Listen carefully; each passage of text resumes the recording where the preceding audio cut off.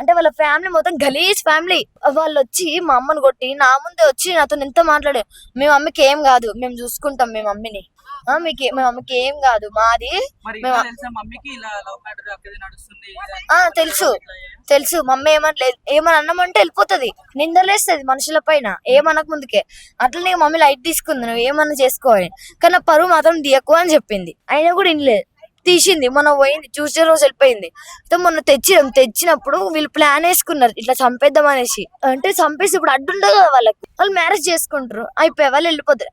దానికోసం ఇప్పుడు మమ్మీని చంపేసారు. వాళ్ళకి ఏం హక్కు ఉంది ఒక మనిషి ప్రాణం తీయడానికి? అసలు వాళ్ళు ఎవరు? ఒక 8 నెలలు పరిచయమైన వాళ్ళ కోసం 9 నెలలు కని మోసిన అమ్మని చంపిపించింది అంటే ఎంత దుర్మార్గురాలు. అమ్మ కన్న తల్లిని చంపిపించింది.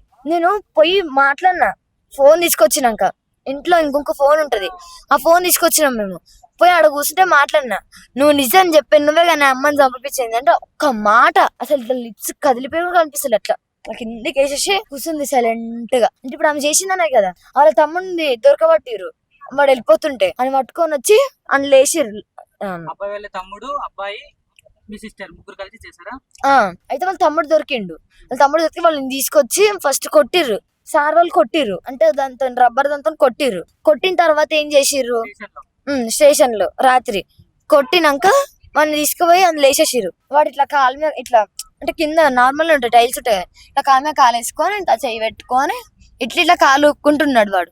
అంటే అంత ఒక మనిషిని చంపి అంత ధైర్యంగా ఉన్నారు.